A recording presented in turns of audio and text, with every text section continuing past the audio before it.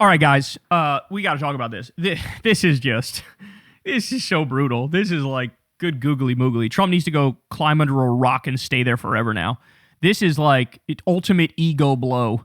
Rasmussen, which is a very, very right-wing polling outlet, okay? They asked the question, who did a better job as president, Joe Biden or Trump? Now, I want to reiterate, everything from Rasmussen leans right. Their methodology leans right. The people they ask, it leans right, okay? When they ask who did a better job as president, the results are Joe Biden, 48%, Donald Trump, 40%. Conservative pollster Rasmussen has Joe Biden beating Trump as president by 8 percentage points. This is literally only after a year of Trump being back in power. A year. You know it's bad when people are rooting for the guy back who literally struggled getting through sentences. Okay? And that's true. It's just correct about Biden to say that. He actually struggled getting through sentences. But you know what I think people are realizing now? I think people are realizing that the economy was way better under Biden. It just was, right? I think they're realizing the government under Biden actually did try to help working people. He did $15 minimum wage for federal contractors, for example. That's 400,000 people. He increased Social Security payments. He raised overtime pay. He did project labor agreements for construction workers, which raised construction worker pay. Because of the CHIPS Act and the infrastructure bill, he created 775,000 jobs. He had a very pro-labor NLRB, which again helps with unionization. The CFPB, the Consumer Financial Protection Bureau, they were helping regular people fight back against various con games that were being run by big financial institutions, okay? He cracked down on wealthy tax cheats. So there's a lot of stuff there economically in particular. Lena Khan, everybody knows about all the victories of Lena Khan. Everybody fucking loves Lena Khan. They were cracking down on corporate criminals, okay? And factory jobs were coming back. That's what was happening under Biden economically. Now, I have many criticisms of him on foreign policy and other things, but economically, that's what was happening. And so you compare that to Trump, obviously inflation's going up, obviously unemployment's going up. Now they're just fucking lying about the job numbers every month, the Bureau of Labor Statistics. They're just lying. They literally are revising them down, the previous ones, by like nearly 1 million. So you're being lied to. You're being gaslit. Trump killed the increase in overtime pay for millions of workers. He killed the $15 minimum wage for federal contractors, okay? He opposes the PRO Act, which would let people join a union and make better wages. He opposes a minimum wage increase. He destroyed the NLRB. He destroyed the Consumer Financial Protection Bureau. Now he's killed hundreds of thousands of factory jobs that were supposed to come back are now not. Now he killed all the ones that the jobs Biden was bringing back on top of 200,000 in his fucking first term, okay? Never mind his tax bill. Raises taxes on the bottom 90%, cuts taxes for the top 1%. He's obviously kicked 18 million people off Medicaid, for example. 2.3 million people lost health care under him, and now it's going to be more. You're going to have, insurance premiums doubling, tripling, quadrupling. This is where we are with Trump. I think people realize this motherfucker doesn't give a fuck about me. You know when his numbers really fell off a cliff? It honestly was around the Epstein Memorial Ballroom. I'm building a $400 million ballroom, and he wouldn't shut the fuck up about the ballroom. And people were like, hold on, first of all, that's not approved. Second of all, why are you talking about that when I can't afford fucking groceries? When grocery prices are going up and up and up, and I'm being squeezed here. I can't pay my fucking electric bill. Like, why are you talking about that? And so people are waking up to that point, to that fact, man. They just are. So to have Trump talk about the ultimate ego bruise here, because Trump to this day, I won 2020. It was rigged. Biden didn't beat me. I beat Biden. And then now you have a conservative pollster saying, and Trump sees all the conservative pollster shit, because he usually cites them because they're the most in favor of him. But this is like, oh my God, strikes right at the heart of Trump and Trumpism.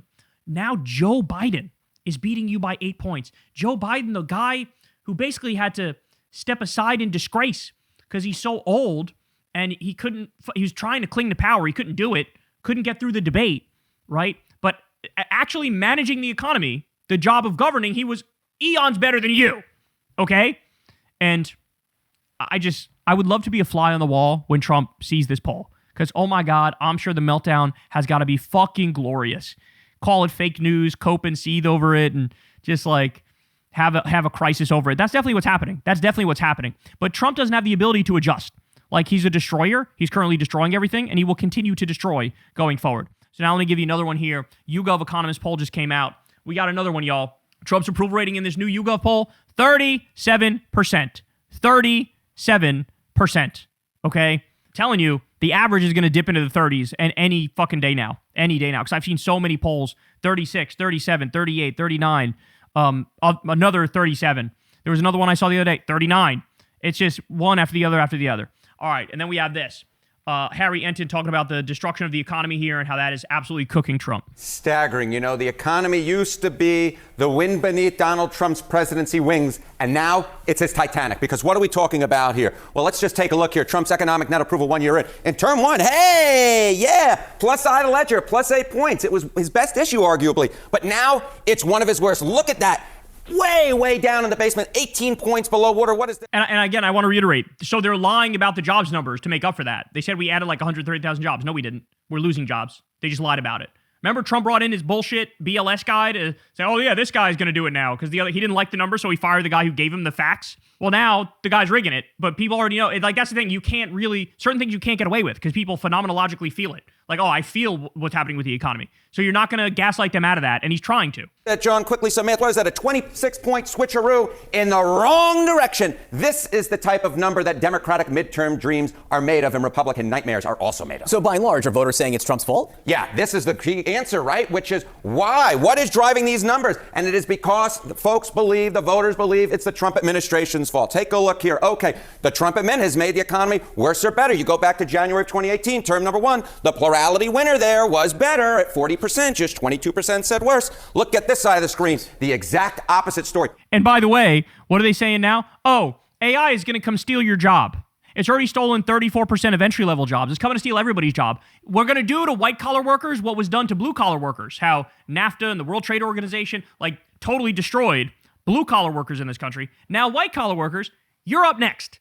And AI is going to fuck you over and steal your job, and you're going to have nowhere to go. How you going to pay the bills, bitch? So, of course, people feel like this. You're bragging you're going to take their jobs. 52% of Americans say that Trump admin, their policies have made the economy worse. And look at that, just 28% say better. Even among the GOP, just 57% say they make it better. When you're only getting 57% of the Republican base to agree with the positive position for Donald Trump, you know you are in some massive trouble, which the Trump administration and Trump in particular are on the economy.